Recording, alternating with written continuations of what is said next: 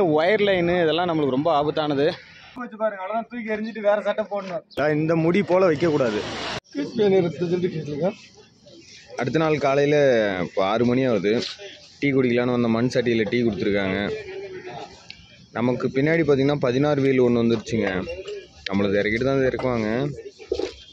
தீரன் அதிகாரம் பஸ்ஸுக்கு பார்த்திங்கன்னா கிரீஸ் அடிச்சுட்டு இருக்கிறாங்க. மூஞ்சிலே அடிக்குது பார்த்தீங்களா. நம்ம வண்டிக்கு பின்னாடி ஒரு வண்டி வந்து நிற்குது பார்த்தீங்களா, 16 வீலு. இதுவும் பருத்தி கோட்டை தான், ராஜஸ்தான் வண்டி. இதுவும் இங்கே தான் இறக்குறதான். இது எவ்வளோ 35 டன் இருக்குன்னு நினைக்கிறேன். கயிறு பாருங்கள் எப்படி இருக்கு, அவங்க கயிறு எப்படி இருக்கு பாரு அவங்க கயிறு. இதுவும் நல்லா ஹெவியாக தான் இருக்குன்னு நினைக்கிறேன். சும்மாவே இருக்கு, நல்லா லூஸாகவே இருக்குது.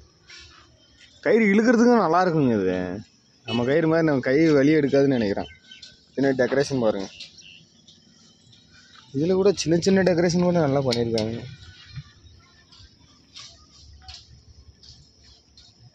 கொஞ்சம் தான் தள்ளி தான் நிப்பாட்டியிருந்தால் என்ன இருக்கும் சொல்லுங்க பார்க்கலாம். எவ்வளோ கிட்ட கொண்டு வந்து நிப்பாட்டியிருக்காங்க பார்த்தீங்களா. எனக்கு தூங்கிட்டு இருந்தேன், எத்தனை மணிக்கு கொண்டு வந்து நிப்பாட்டினாங்கன்னு தெரியல.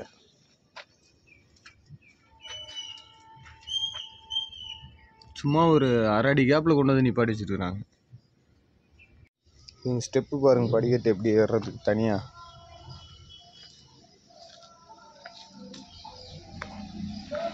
எடை போடுறதுக்காக வந்தோம். எவ்வளோ கிரிட்டிக்கலாக தெரியுமா இடம், எடை போடுற இடம். கொஞ்சம் அவுட்டரில் வச்சிருக்கக்கூடாது. சரி, அவங்க வசதிக்கு ஏற்ற பொருள் தானே வச்சுருப்பாங்க. கரெக்டாக அந்த கார் நிற்குதா, அங்கே கட்டே ஆகலைங்க. கட்டாகாமல் எத்தனை வண்டி அந்த குட்டு மேலே ஏறி இருக்கு பாருங்க. ரேஸ் கொடுத்தோம்னா எவ்வளோ புகை பறகுதுன்னு பாருங்களேன். வா, எங்கேயா சிட்டிக்குள்ளே தானே ரேஸ் பண்ணிட்டோம். வேகம் ஏற்றுறன்ற பேரில் ரேஸ் பண்ணணும். எங்கள் சிட்டிக்குள்ளே சண்டைக்கே வந்துடுவாங்க, அவ்வளோ புகை பறகுது. இந்த BS6 பார்த்தீங்கன்னா எங்கேயா சிட்டிக்குள்ளே போனோம்னா ஆளுங்க கூட்டம் இருக்கிற இடத்துல வேகம்லாம் பொறுமையாக ஏற்றணும். வேகம் எதாவது கம்மியாக இருந்துச்சுன்னு வைங்களேன், ரொம்ப பொறுமையாக ஏற்றணும். வேகமாக ரேஸ் கொடுத்து ஏற்றணும். இருக்கிற டஸ்ட்டெல்லாம் போய் மூஞ்சி கீஞ்சிலாம் அடிச்சுட்டு அப்புறம் எல்லாம் மண்ணாயிடுவாங்க. அப்புறம் எல்லாம் மூஞ்சி கீஞ்செல்லாம் மண்ணாயிடும், சண்டைக்கு வந்துடுவாங்க. அப்புறம் இப்போ பார்த்துருப்பீங்க எவ்வளோ டஸ்ட்டு. சும்மா லைட்டாக ரேஸ் கொடுத்தது எவ்வளோ டஸ்ட்டு பறந்துச்சுன்னு. லோடு இறக்கிறதுக்காக கிளம்பிட்டோம். ஆளுங்களாம் இப்போ தான் வராங்க. குடோனுக்கு போகணுமா, போகலாம்.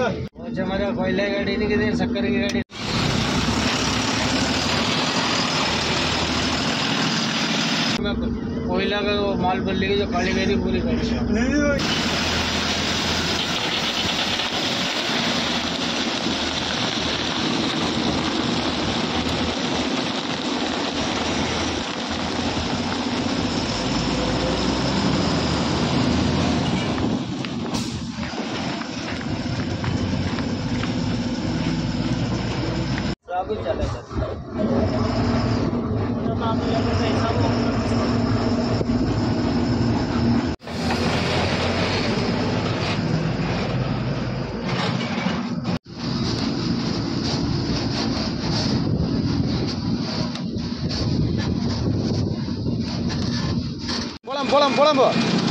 போலாம்பா.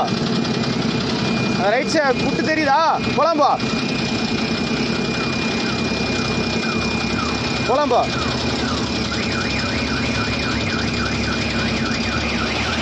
கயிறு அவுத்துற வேண்டியதுதான். இங்கே குடோனுக்கு வந்துட்டோம், அங்கே இறக்கல, குடோனுக்கு வந்துட்டோம்.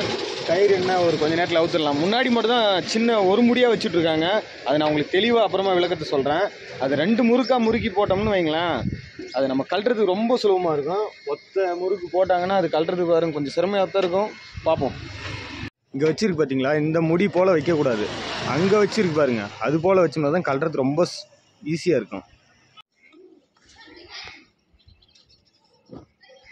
தார்பை மடிச்சிட்டு இருந்தால் சட்டையை கிழிஞ்சு போச்சு. பின்னாடி அப்படியே நெடுக்க அப்படியே லைனாக கிழிஞ்சு போச்சு.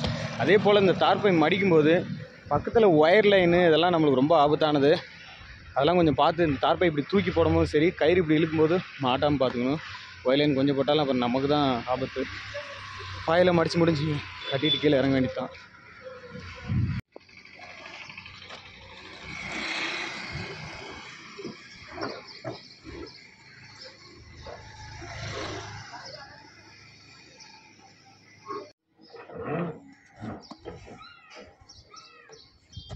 தார்பை நல்லா பெருக்கல் குறி மாதிரி கட்டினாதான் காற்றுல எதுவும் பறக்காமல் இருக்கும்.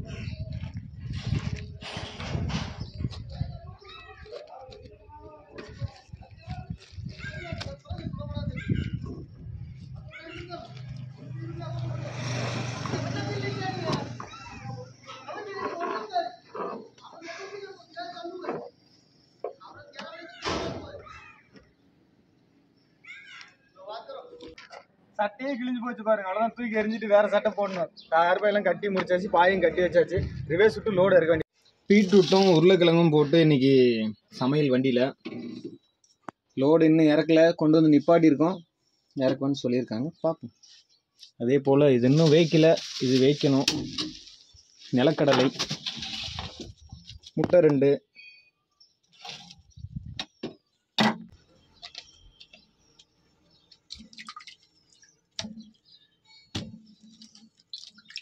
மூணு தக்காளி, 2 உருளைக்கிழங்கு, 4 தக்காளி.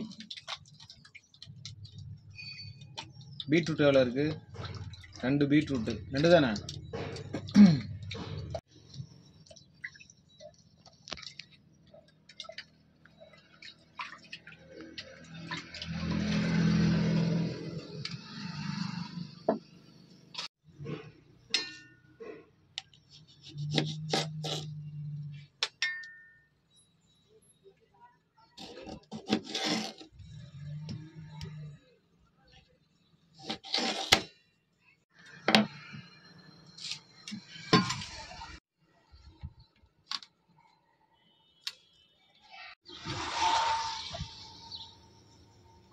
சாப்பாடு ரெடி ஆயிடுச்சு, குழம்பு ரெடி ஆகிட்டு இருக்கு. ரெடியானது சாப்பிட வேண்டியதான். பசி வேற ஒரு பக்கம். சாப்பாடெல்லாம் முடிஞ்சு அடுத்து நம்ம சாப்பிட வேண்டியதான். இப்போ என்ன அங்கே ரெடி ஆகிட்டுக்குதுன்னு சொல்லி பார்த்தீங்கன்னா, நிலக்கடலையே போட்டு நிலக்கடலை சாப்பிட்டு முடிச்சதுக்கப்புறம் சும்மா உட்காந்துட்டு இருப்போம் இல்லையா, அந்த நேரத்தில் ஒவ்வொன்றா எடுத்து கடிச்சிக்கலாம்.